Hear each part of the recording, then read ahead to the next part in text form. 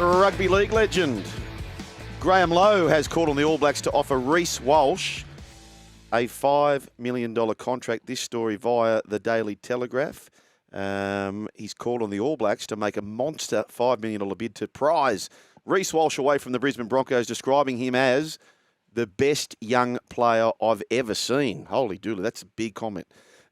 He's eligible to play for the All Blacks courtesy of his estranged New Zealand-born birth mother. Graham Lowe said the Warriors won't be able to get him over here because of the salary cap in the NRL, but I think there's an opportunity for the New Zealand Rugby Union. The going rate for the Stars is $1 million plus. Pay this guy $5 million a year anywhere else in the world. It's chicken feed. Make a big statement about him. Is the NRL underpaying the biggest stars? We've just recently heard about, once again, it looks as though the NRL are going to have massive coffers in profit. Are we underpaying our stars? Is it something the RLPA will start to come after if the league is making such a giant profit? Is that something that would... Yeah, I think there is a profit sharing commitment between the players and the NRL, the RLPA already, but during the next broadcast cycle, the deal will go up.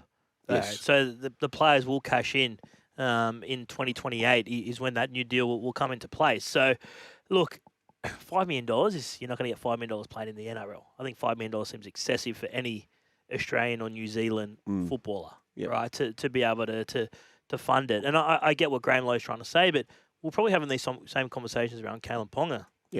2-3 years ago, weren't we? And he hasn't reached those heights again. So, Reece is obviously an exceptional talent, but $5 million is a lot. I think, before 2030, we'll have a $2 million NRL player. Well, it's amazing how you can change your value in such a short period of time. Who was the player who... Oh, Adam Doueihi. Adam Doueihi was sort of on the market, and then within about a month frame, he earned himself about an extra $200 per year, therefore $600,000 over 3 years. Reece Walsh, don't forget.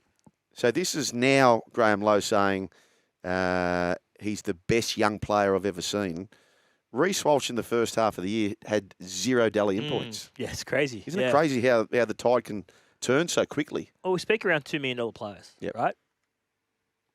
Who do you think will be the first to... So I'll give you some potential candidates, right? Reece Walsh. Yep. Payne Haas. Nathan Cleary. Yep. Isaiah Katoa.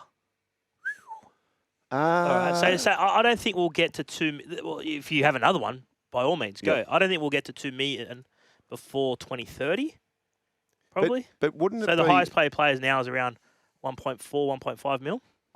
Okay. But say Reece Walsh, and with his marketing ability... So I was looking at his Instagram followers. Yes. We did a thing only last week, or before the grand final. We said, who's got the most Instagram followers?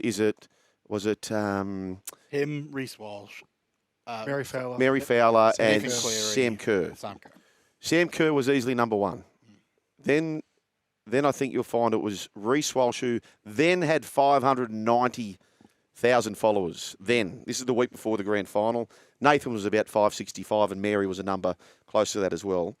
And every day I'm checking this just to see how big this guy's getting, Reece Walsh. It's only going to get bigger with his time over in America.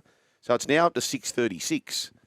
So he's gained almost 50,000 followers in the last week or so. When you think about a stadium selling out or having 50,000 people at a full Allianz or whatever it is, that's the amount of people who have clicked on a button to be more invested into Reece Walsh. It's amazing, isn't it? Yeah, it is. It is. So with that power, yes, and that is power, then surely in a third-party world, write your own ticket, isn't it? Third party, I'm talking about on the cap, right? Like in terms of an NRL player contract. Yep. Because, some of them might be already earning almost $2 million in terms of everything that they've can pocket on the sides and third-party endorsements, other things like that, right? So Payne Haas is 25. Yep.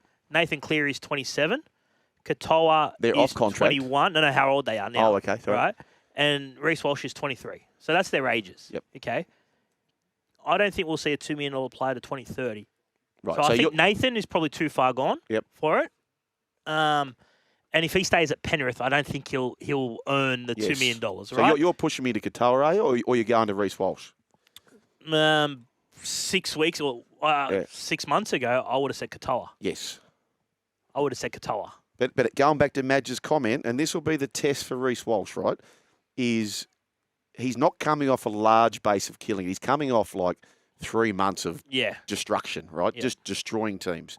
So, as he says, success makes us weak in the knees. How does Reece Walsh... There's 2 ways he can go. Just have a bludger of a season next year, having had such a big off-season, enjoyed the limelight, broke all records, almost done everything he could. Or he could go, I just love this. I'm addicted to this success. I'm going to go to an even new level. So do I have locked in for anyone? Lock For you? 2 mil? No, do I have you locked in for anyone? Well, I think Katoa would be the safest bet out of all of them. Katoa will be a $2 million player. Yeah. Yes. Whether or not he's the first or not will come down to Yes. probably Payne or Reece. Yep. Right, I'd say. Yep. But Katoa will be a $2 million player. No, I think you're probably right. I think Cleary won't be because Yes. he's just going to be Panthers for life and he's not going or out of rugby league if some R360 comes around. Lockie Galvin? No. No? I haven't seen enough to indicate that he's a $2 million player yet. Cool. When you're looking at what we're comparing him to Katoa and Reece Walsh, I haven't seen that yet. Yep. Okay. He's still done a lot of good in his brief time. In other news, rugby league news, former Newcastle Knights coach Adam O'Brien joins Canterbury Bulldogs coaching staff. We had listeners tip us off maybe a month ago saying that they saw Adam O'Brien dining out with the great Phil Gould. And, Brent Reid, your man, Loafer, Daily Yes. Telegraph. O'Brien has opted to link with Cameron Ciraldo after holding talks with the Bulldogs of Manly.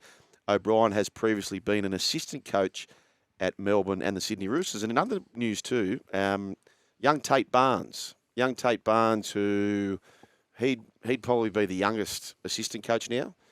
He has been involved with the club since he was pretty much a kid and doing stats for the team. And he's been swimming in... Pretty much since Robbo's been there, he would have been there. He would have been there as a 12-year-old maybe, right? And he's come through the ranks. He's a great story, Tate Barnes, and a great kid, studying all stats, studying all of this, and now makes me hair stand up thinking about him. And load of Meeks too. His mum's had a rough trot the last 12 months, and Dad Tony, who's done a lot of coaching there at the club and other places as well, he's had great success. Tate Barnes is going to be an assistant coach to Trent Robinson at the Roosters. So there's been a few spots filled. Blake Green, that's done and dusted, isn't it, for Cowboys? Yeah, he'll go to the Cowboys as well. All that's on the Telegraph website now. So, yeah, Adam O'Brien joins the Bulldogs. I think that's going to force a shift with Jason Taylor, what his role will look like next year as well. But I know obviously there'll be some scepticism around it. Adam did have some really good success when he was at Melbourne and the Roosters as an assistant coach. And, you know, he had to try and unlock the halves puzzle next year at Newcastle in terms of Dylan Brown and Fletcher Sharp and how that all worked.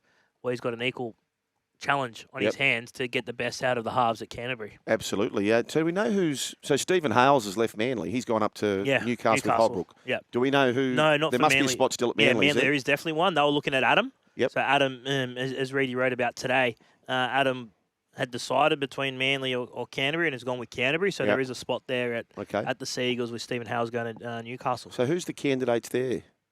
It was Adam. Yeah, but... So now that he's rejected, I'm not sure they'll go to the Well now. Okay, righto. Mick Ennis, is it? He's at the Dragons. He's joined Flano. Dragons, He's yes, joined he Flano. was there. Jarome Luai, through Christian Nicolucci in the Sydney Morning Herald, says he will pledge his long-term future to the West Tigers on one condition. Luai has until April 30 next year to trigger a clause in his contract that will activate a further 3 seasons at the Tigers, adding about $3.5 million to his deal. Luai has said, as long as they do right by me and my family, they'll have nothing to worry about. Pressed on whether the Tigers had done right by him and his family, Luai said, well, that's why I'm still here. That's why I'm looking forward to staying here as well. If they want to talk, then we'll talk. But like I said, if they treat me and my family right, they've got nothing to worry about. What's your read on that, MC? Yeah, strange. I'd love to know exactly what Jerome's talking about because the deal is a very good deal for Jarome. Well, you look at the contract in terms of money, in terms of the options. Well, it's like he controls his own destiny, right? Well, it says here, Luai has until April 30 next year to trigger a clause in his contract that will activate a further 3 seasons, adding about $3.5 million. So by he himself activating that, doesn't that mean the West Tigers are looking after he and his family? You'd assume so, yeah. And it's a he's one of the top paid players in the competition. Yeah. Where would he rank currently? Oh. Like, definitely top 10, wouldn't it? Yeah. We did the NRL Rich list, and he's definitely top 10. Definitely top 10? Yeah. I think he'd be top 5. I can get that for you in a second. So my thinking is this: great player, Jarome Luai, and he can, he can really convince everyone otherwise in this Pacific Championships. But if you're going to be a top 10 player, you've got to be one of the top 10 most influential players in the game. Is he one of the most top 10 influential players in the game? I'm not sure he's just there. So if you married it up with that, I'd say he's getting paid sufficiently. Yeah. At the very least. Yeah, I think it's a good deal for Jarome. Like, I don't know if he was on the open market, what he'd command otherwise. I think, for what he's on. So, and the fact that he's got so many options his way, I can understand why he did the deal, because he was leaving, the Panthers, the 4-time premiers, for a 3-time wooden spooners, right? So I understand why, and I understand why the Tigers had to do that deal as well to get him across the line. So, I'm a little bit confused by those comments. Yeah, it's interesting. I don't know what he's quite pointing at there. So really, if he's happy to take up the $3.5 million for another 3 seasons, then just take it now. Like, don't even wait till the April 30. Just say, okay, I'm happy to do that. But maybe that's what he's saying. Maybe that's what he's saying if it's all going swimmingly by this April 30 next year, then we'll do it. So maybe that's all it is. Or he's angling to renegotiate the deal, which is what Mitch Moses did, and they're in their right to renegotiate the deal, get the clause out, but get more money. Yep. Too many clauses out for mine. What does the NRL need to step in? And maybe you can't. Maybe you can't with the Players Association. But could the NRL protect the clubs further by saying, guys, there's no clauses anymore? Like it's just we're clawed out. Well, I know Penrith have a policy. Yep. Board endorsed policy not to put clauses in deals. Yep. That's their policy. So if an agent comes to them and go, we want a clause, and we'll go, we can't. We don't do it. Yep. We don't do it for you. We don't do it for anyone. Right? So the clubs can make a stand on it. I understand them. Sometimes they're working the club favours too. Sometimes the clauses, are club options as well. Sometimes clauses are mutual options where, you might take it up at X amount or the club might take it up at X amount.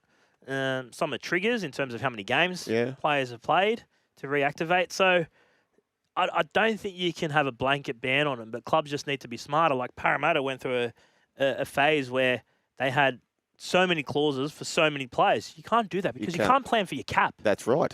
You can. But what it also does, MC, like we've seen with, even though he's staying there for at least a little bit longer, Tino Fasuamalawi, and now with Jarome Luai, it creates stories that just wouldn't be there. I agree. No, I agree. But to get Jarome across the line, the Tigers probably had to do it.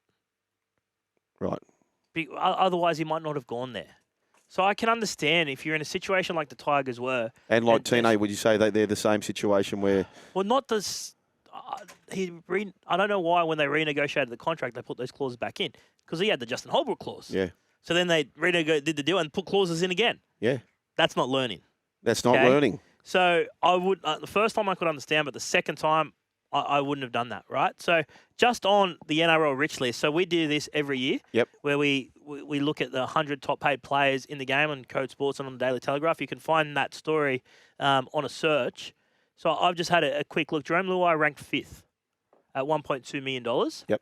Tino was also on $1.2 million. Tom Trbojevic was 3rd at 1.25. Mitch Moses 2nd at 1.3 mil.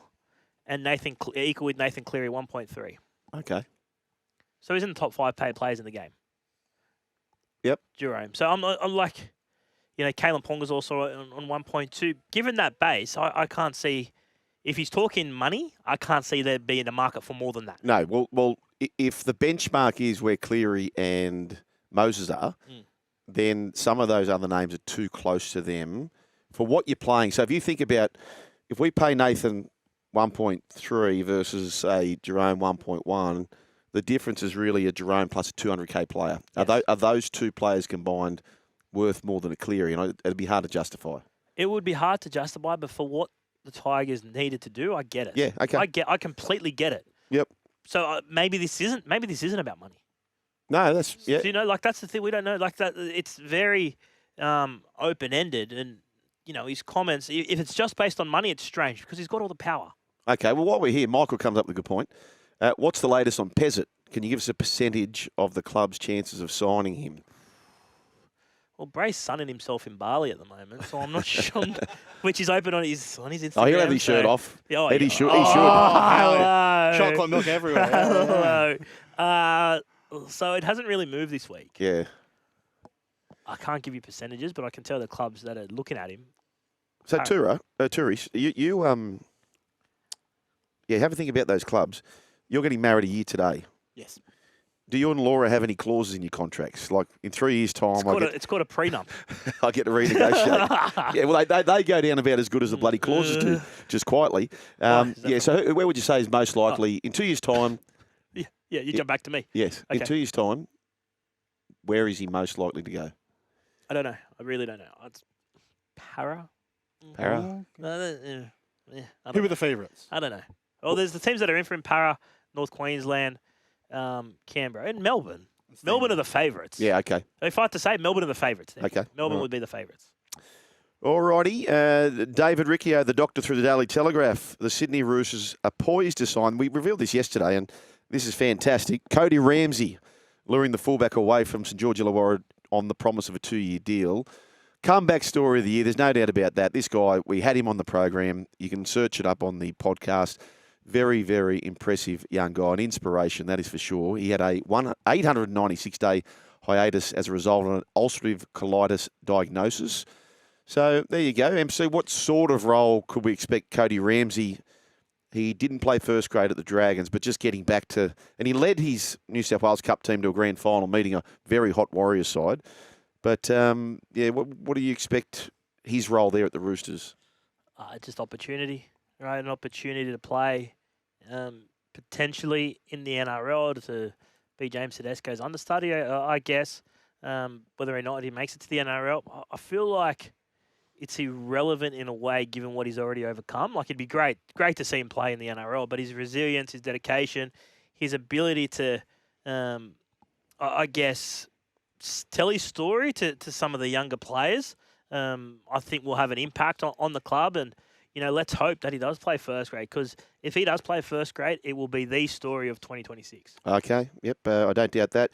1300-01-1170. Jethro in Narrabeen, he says, I believe Manly are looking at Brian Bluey McClellan for New Zealand Warriors and New Zealand national coach as their assistant. So, is that a G up? I don't even know. I don't even know what he's... What's Brian? What's he been doing lately? Brian McLennan. We'll follow that one up. And this one from Menai Dragon. He says, good afternoon. And that was a Rumour Tuesday as well, by the way. Good afternoon, Joel and MC. I heard a Dragons rumour today that Luke Metcalf wants to move back to Sydney, misses his family in Australia. If true, surely the Dragons have a big crack at getting him. Thoughts, boys. Regards, Menai Dragon. MC, this is in your wheelhouse. Anything to this? Definitely. Well... I don't know about he's just had a bub. He just got married on the weekend, Luke Metcalf, as well. Whether or not he wants to come to Australia next year, I'm not sure. He's got an emotional connection to the Warriors. I know that. And I know the relationship that he shares with Andrew Webster and Cameron George. They call Luke Metcalf mini Cam or something. Like, he's essentially Cam George's son. Yeah, right. Right. So that's what they call him over there. So the Warriors put a massive deal to him before he did his ACL. Again, and then they, pulled that back, and they're about to sit down and work that out. The Dragons will be in for him if he gets to November 1. Okay, there you go. Okay, folks, and I'm just checking here. Did you see Metcalf go back to the Sharks? Yeah, Metcalf here, he debuted at the Sharks in 2021, Mitch, where Flano was gone. Josh Hannay was coaching here. So maybe, when did Flano leave the Sharkies?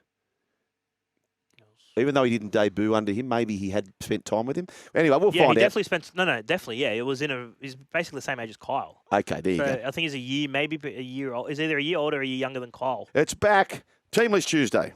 Cause I'm TLT. I said I'm dynamite. TLT. And I'll win the fight. TLT. Watch me explode. Okay, there you go.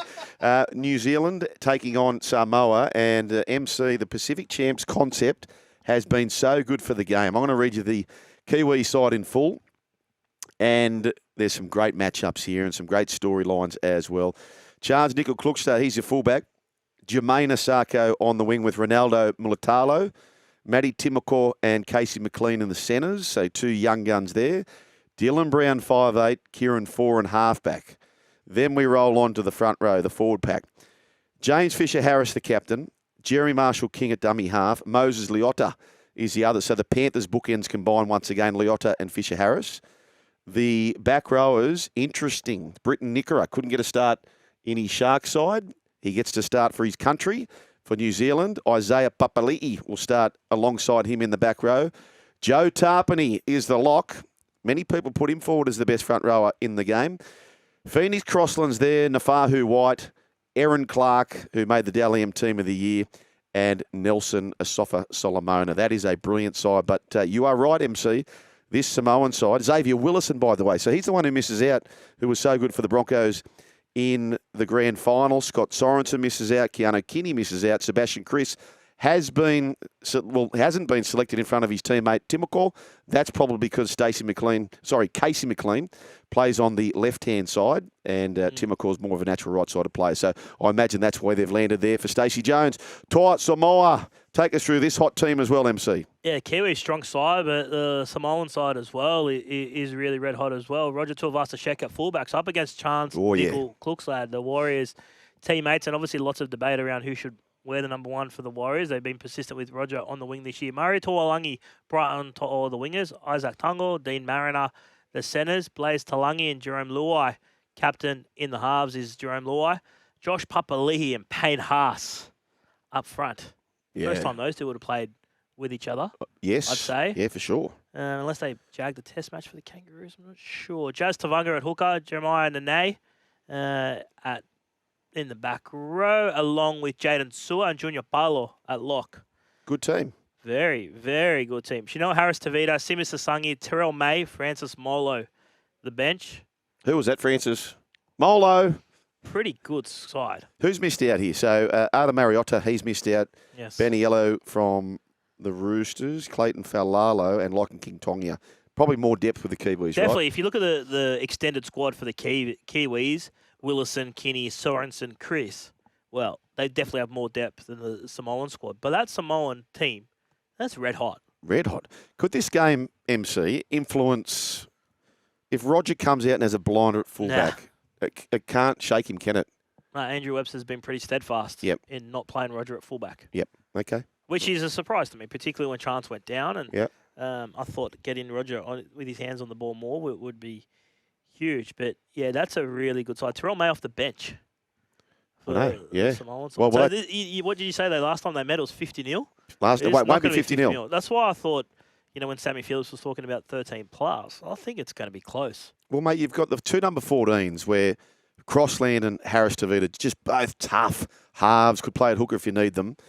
As soon as the interchange card comes on for Terrell May, you probably see that match by Nafahu White. Yeah, he's a good player, Nafahu White. Great player.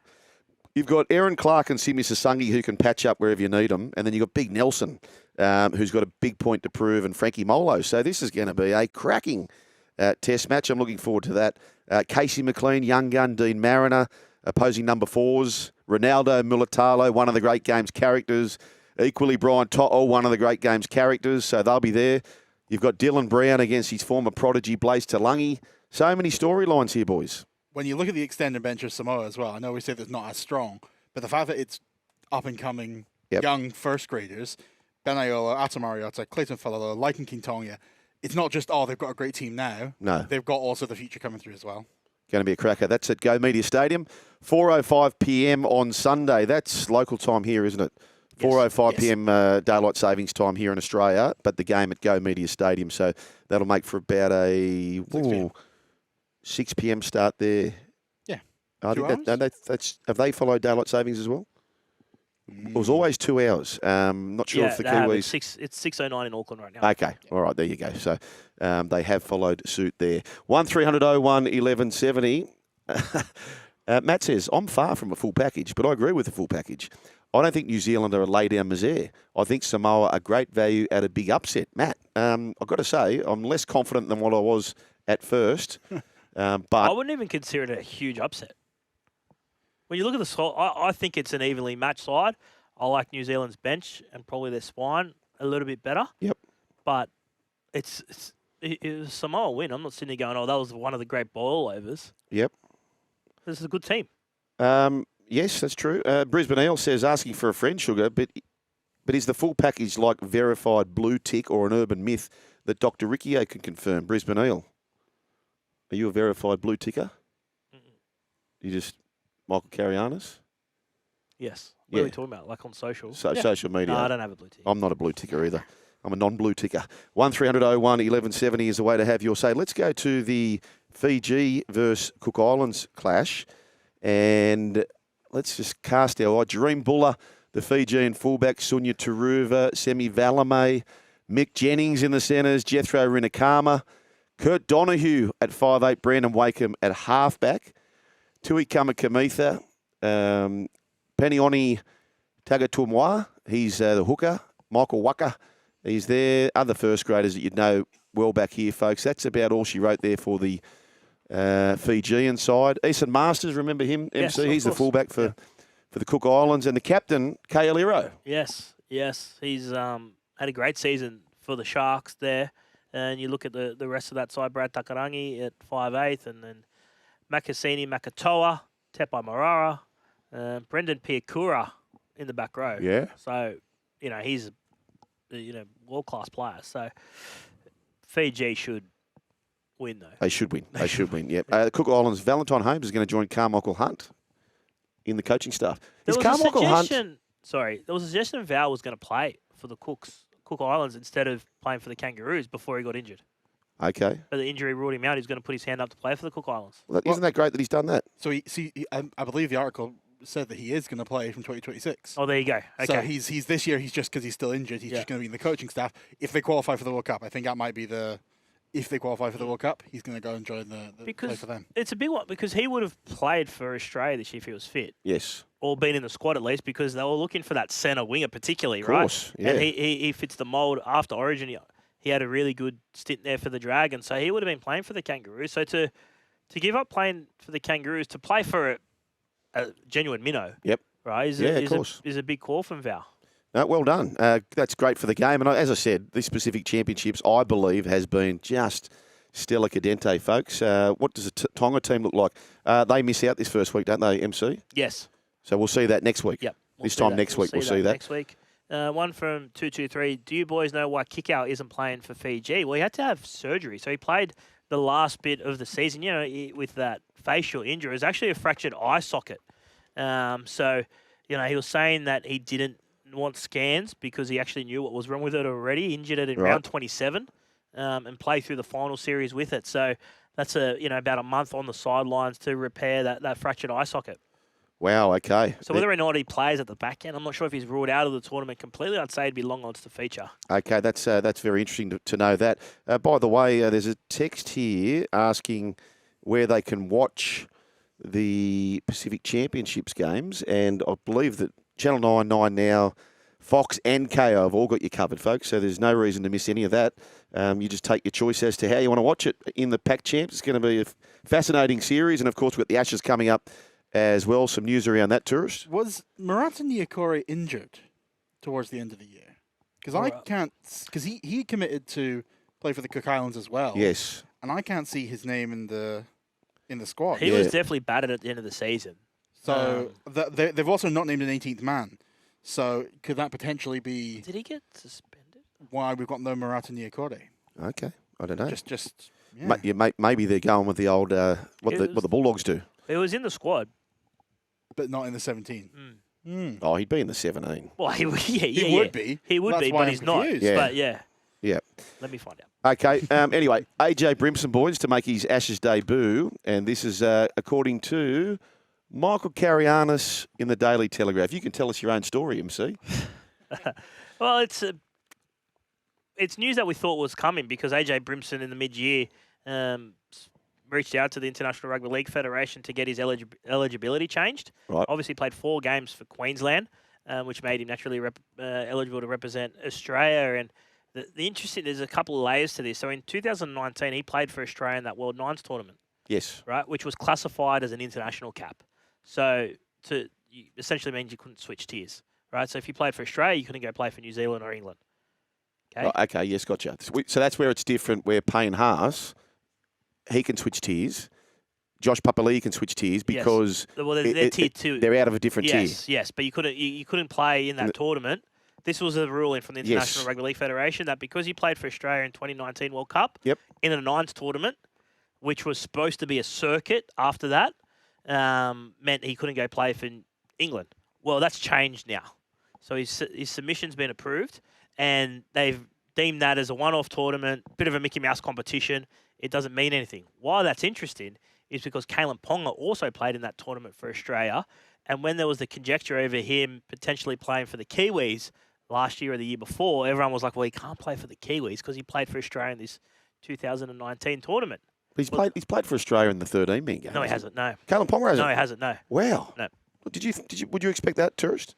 It's surprising. We were supposed to play last year, remember, and pulled the pin. Wow, I did not know that he had not represented Australia. Yes. Wow, in the full 17-a-side game. So the fact that AJ Brimson now's precedent's been set. So Kalen, he can, at any time that he chooses, put into a submission that I want to represent the Kiwis, and he will be able to represent the Kiwis.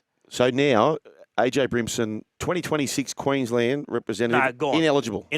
Okay. Ineligible. And the same would be for Kalen. So the choice for Kalen, from my understanding, the choice has never been about representing Australia for Kalen. It's been about representing Queensland, which he loves to do. Yep. Okay, in an ideal world, he'd play for Queensland and New Zealand, which you can't do in the same season, right? Well, you can't in the same season? Well, you could, but You're not coming back. But you're not coming back, right? So I reckon that'll happen next year. I reckon he'll play for Queensland. Does he make Queensland? Well, I think things work out. He'll make the top 17, right? I reckon my best guess, based on what you're saying, MC, in 2026, Kalen Ponga will play in the State of Origin series at some stage. Yes. And then I bet my bottom dollar that come the end of the year, he submits to go play for New Zealand. Yes. And he'll be within his rights, but he won't be able to play Origin after that. That'll be the end of Origin for him. And there's been a bit of a furor, I guess, over in the UK because Sean Wayne, the coach, overlooked the Man of Steel, Jake Connor, and said, well, I don't really care about the Man of Steel. I never, when I'm picking a squad, the thing you will never hear from me is he's one of the Man of Steel, he needs to be in. I don't even know who picks the Man of Steel. I don't know what goes into it. The Dream Team, I don't even know who's in the Dream Team. So that never comes into my reckoning. You know, them things what are important to other people. I just watch the players play, and I think you can do a fantastic job against Australia. So the Man of Steel is the Player of the Year, the Dally M Award, essentially over in the UK. So Jake Connor plays halves, fullback. He's like AJ Brimson, right? Essentially that sort of role. I haven't seen enough of the Super League to sit there and judge if it's the right call or not. And you look at that squad, there's a lot of Aussie-based players in the squad. One name which stands out for mine is John Bateman. Yeah. He wasn't great for North Queensland. He just looked tired. Well, the thing is, when you have Bateman in the side, I reckon Sean Wayne. I don't know if John Wayne. Didn't they freeze him? Sean Wayne, I would think he may have coached him at Wigan. I think they might have a tight relationship. Is that right? Sean Wayne and Bateman? They would have won a comp. I reckon they've won a comp together there, and I reckon there's a bit of that going on because Matty Nicholson, he's not been involved. No, Matty Nicholson's been brushed. So you look at the NRL-based players that are in the squad: Brimson, Bateman, Dom Young, Kai Piss-Poor, Herbie Farnworth, Morgan Smithies. You can't argue with any of those, really. No. The only one is John Bateman for mine, where you look and go, I'm not sure. No Billy Smith, which is interesting. The Roosters centre. Okay. Who put his hand up and said that he wanted to represent. Because he might have, seriously, when we're looking at centres, he might have come into the Kangaroos calculations. Definitely. Absolutely. Mate, he's a gun. The problem with Billy is just staying in one piece for so long. You spoke with Jacob Preston this week. I did, yes. How was he? Awesome. It's one of the great bits about the job. I can't imagine how good it would be for a coach to ring up a debutant and say you're in the squad. Yeah. Because I get the opportunity to ring him and talk about that experience, right? And just so excited. You know, he was on a long weekend and he actually missed the call from Kevy because he was swimming. And he was trying not to get excited with all the innuendo around the side. But, yeah, can't wait. It was 3 years ago, Joel, he was delivering parcels Yeah, So wow. the story's online now. He was delivering parcels, Wow. thinking I'm a world away from playing for Australia. If you said, like, imagine someone said to him 3 years ago, mate, That's amazing. you're going to play. You're going to be on a kangaroo tour. Yeah. Or you're going to be on an Ashes tour. He'd be Yeah. like, please, what, watching? Like, Yeah. never been to a Kangaroos test match before. So, what an experience. Oh, what an experience. So, and maybe at the same time he was dropping packages off, was that about the same time the pearl diver was over there walking the Japanese rice fields? Was that about the same time as Gehamat Shibasaki? You reckon it'd be around that time as well? Well, Shibasaki, if you said to him this year, Yeah. let alone 3 years ago, that he'd be playing for Australia. Like, he would... Imagine saying to Shibasaki this time last year, mate, you're going to the Broncos training trial. By the end of the year, Origin, Premiership, Kangaroo squad. Please. He can get the whole shebang. Yeah. You know, we need to look into this. Did he score in Origin? Did he score in Origin? Tested my memory now. I'm going to guess that he pinch a try in Origin because he could do what Brent Tate did in 2006, a former Bronco. Oh, he didn't do it. He didn't. Ah, bugger. That would have been good. Full Shibasaki. It's not going to be a low light for him. No, but I'm just saying, like, Brent Tate scored in Origin, scored in a grand final, and scored for Australia all in the same year. That was some feat for him. I thought that maybe we could see history. Is Gehamat Shibasaki also off contract? He's not off contract. He's a November 1 guy. He's a November 1 guy. Yes. So he could also, in the same year, make a big stack of money as well. He'll have to. Yeah, he'll have to cash in. Actually, there you go. So most improved cash-wise, he's going to be... It'd be interesting to see the biggest jumps, wouldn't it? So who's gone from what to what? From contract to contract. Reece? Yeah. Reece returned to the Broncos on 450 from the Warriors. Wow. Yeah, okay. So, and his next contract will be 1.5, Yeah. 1.3. Yeah. But his current contract trends in that direction. I'll check what he was on. I don't even know if he made the rich list this year. No, that's what I'm saying. I NRL wonder what the big jumps have been.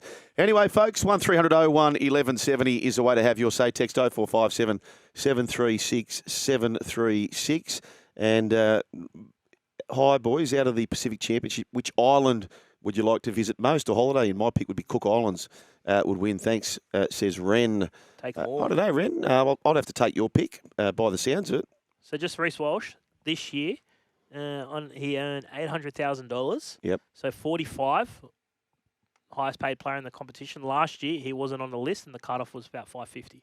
Wow. Okay, so what do you reckon Gehamat would be on this year? What would be his playing contract this year? Minimum 200. 200. And if he goes to the open market, like is he 700 now? Nah, I wouldn't have thought so. No? I would think around 450. 450? You think someone's going to pay him 700? It's a lot. 700 for a centre would put him in, like, elite. Herbie Farnworth's on 850. Okay, yeah. Maybe closer to the 5. Maybe, I don't know. Who knows? Joining us now is former Australian fast bowler, the man they call Casper. Michael Kasprowicz joins us on the run home. G'day, Michael. How are you? Hey, Joel. I'm really well, thank you. We've got spring up here in Brisbane. It's beautiful up here. That is wonderful. Mate, how's it been? Have you? I know you're a cricket legend, but have you caught up on the success of the AFL and the rugby league teams? You trip over it on the street everywhere around here at the moment. There's so many cups, as they reckon, everywhere. There seem to be a lot of wins. No, it's been pretty awesome. Obviously, the results there and the way it's all happened. So it's been great. Can I just ask you this? If I say, what's Michael Kasprowicz doing these days? And it talks about strategic advice. What are you doing these days, mate? I'm one of the advisory or advice bits I'm giving at the moment is for a company that actually owns a brewery, a pub. Right. At the Gabba, of all places, called Easy Times. And so I like to call it, I'm the Chief Growth Officer. I've professionally been drinking beer for 30 years, so I figured that, yeah. What about cricket? Any involvement in cricket at all, mate? And so nothing. At the moment, it's the Bulls Masters. I started that with Jimmy Marr 15 years ago. Ian Healy's our chairman, and look, 15 years later, we've raised over $5.8 million. Oh, wow. And spent that into regional cricket, but also charities, and it's pretty awesome. We've had a pretty good list of players come and join us, actually, from Cameron Smith look, Alfie's always there. Andrew G. We've had Jonathan Thurston come and play. Even Bernard Fanning from Powderfinger. But Bernard, he loves it. It does help when you've got Alan Border in your dressing room as well too. 100%. Hey, I just got a text personally here from a mate, Craig Bodge May, and he said, you got to ask Casper about his yarn with Pigeon Shoes around the 500 wickets. What was the yarn there? I can't remember last week. It's time jolly to say, but as we get older. But look, I think Pigeon, when he got his 500, is over in the Ashes. He actually had embroidered on there.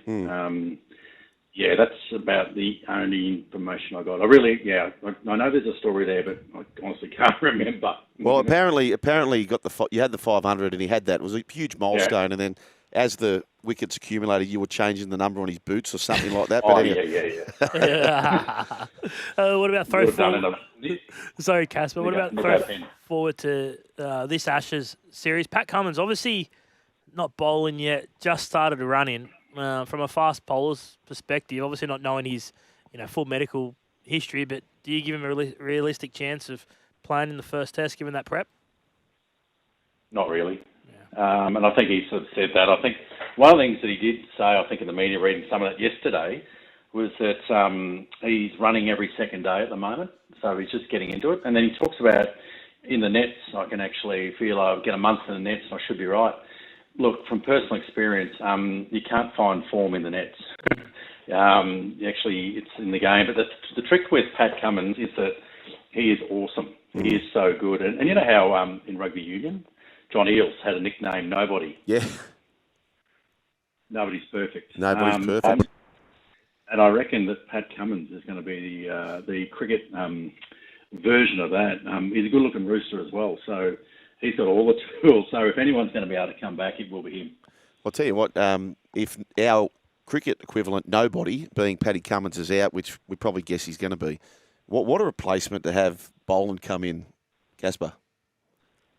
It's been unbelievable. It's been so awesome to watch, I got to say, because living his life on the fringe, really. He's just in the team and only with an injury and things like that. But every single time he's got in there, he's performed. It's been outstanding to watch, and it's like watching someone's dream coming true every time he's got the ball in his hand. Yeah. So it's so cool, and having him, it's a gift to be able to come in and do what he does so well. What about we flirted with this in the Windies, mate, 4 quicks. Do you, obviously a bit different with Pat out, but if Pat does play a part in the series, do you see any potential tests in Australia where they might go 4 quicks? Oh, look, if anywhere you're going to do it, possibly Brisbane, but it actually offers a bit of bounce to Gabba. I remember Shane Warne used to say that one of his favourite grounds to play at in Australia was the Gabba. And that just wasn't because of the nightlife in Brisbane, but he reckons it was actually the bounce that it gave him. And I think you'll find that even with Nathan Lyon as well in the team, the way, and look, in all honesty, the wickets they produce at Test cricket are so different from a lot of others. They're perfect batting wickets in every way, which is why you need a spinner. But I think that's the other side of it, is that the Australian team has been flirting with one, if not 2, all-rounders over the last 2 years. I know Cameron Green, of course, promoting him up to bat at 3. He hasn't been able to bowl. I hope that he's going to be right to come and bowl.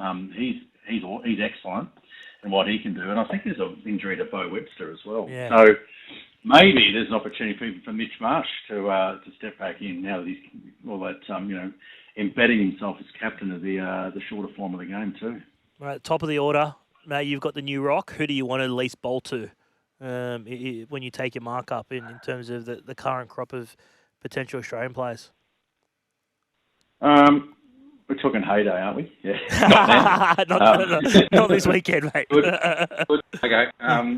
Look, I think just the way they play, I think, to be honest, that's going to be the challenge for us in this Ashes is our batting.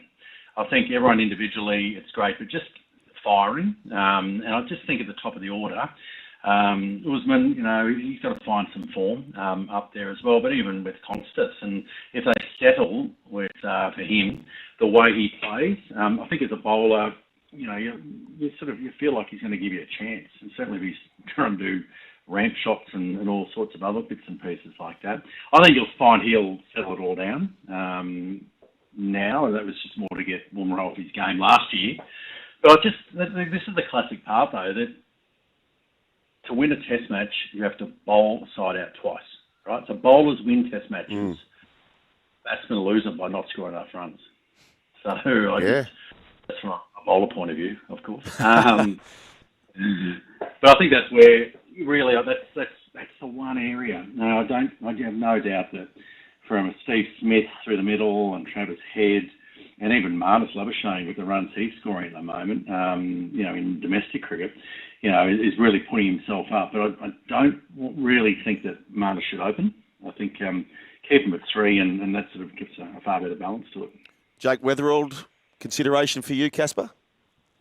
Well, the problem is there's a couple of rounds of Shield cricket leading up, of course. And what you really want, I think what we all want, is someone to stand out from the crowd, not just sort of be picked on potential, ideally. Now, I think back to someone like Matthew Hayden, who I played with for years. I think the first year he played Shield cricket, he scored 1,000 runs. Now, nobody is scoring 1,000 runs in a season these days. The following year, he was on his way to, it was like 700-800 runs halfway through, and then they picked him in the Australian side. So you want the domestic players. There's opportunities to stand out. There's plenty of awesome players. The skills are all there, but you just love for someone to come in and dominate it, and then it's too easy. You got to get them in. Stevie O'Keefe, the great man. He doesn't believe you have to just default to picking Australia. He's tipping England to win the Ashes. Ian Bothan has said that England, their preparations borders on arrogance. Where do you land, Michael Kasprowicz? I'm not being a betting man in any way, Joel, so I can't. No. I don't subscribe to any of that, mate. But when you look at history, the last 2 series in Australia, in 2017, 18 and 2021, Australia won 4-0 in both of them. So I'm going to settle with 4-0 again. And the reason being, I think with Ian Bothan's comment, you come out here and I realise there's a lot of cricket these days and it's all about workloads and all managing it.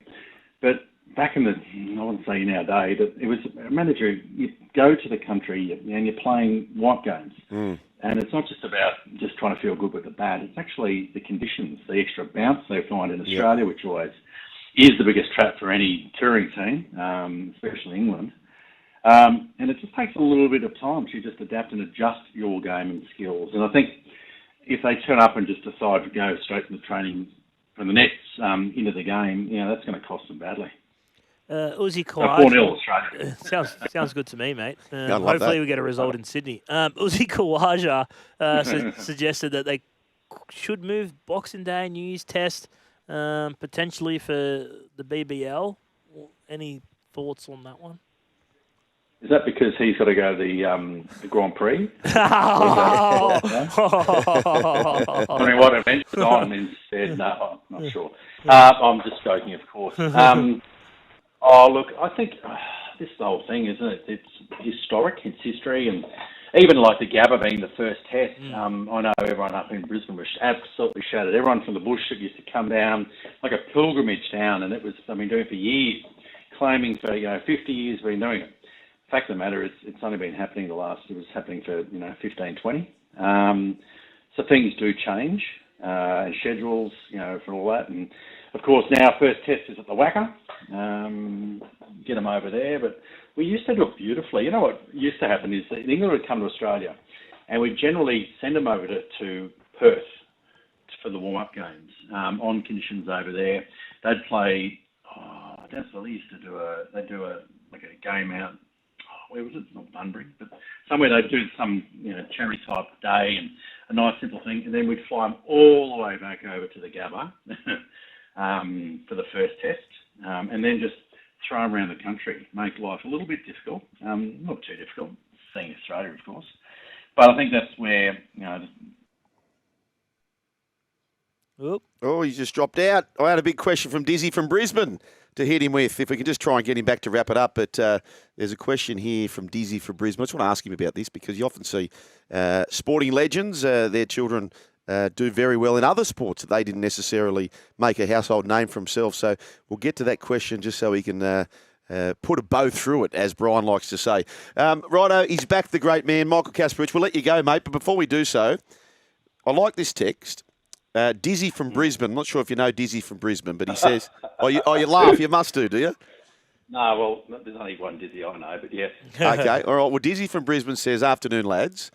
Casper's young fellow is doing great things with the Rugby Australia. In schoolboys, they just beat the All Blacks boys 2-0. Is that true, Dizzy? Is that true, Casper?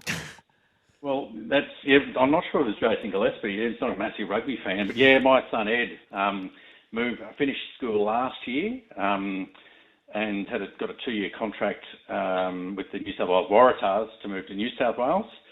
And so he's been living down in Sydney. We've got 2 out of 3 kids living in Sydney these days. So he's been living down there. Made the Aussie under-18s team that played New Zealand in Canberra. They also played an Australian schoolboys team there in the 3 games, but they won the first game against New Zealand 81 points to 48. Gee whiz. Wow.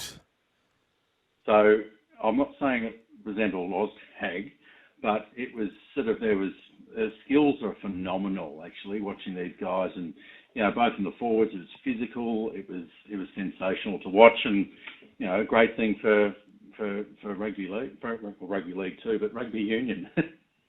Ed was a talented cricketer as well, mate. How did he go making that choice between pursuing rugby and cricket?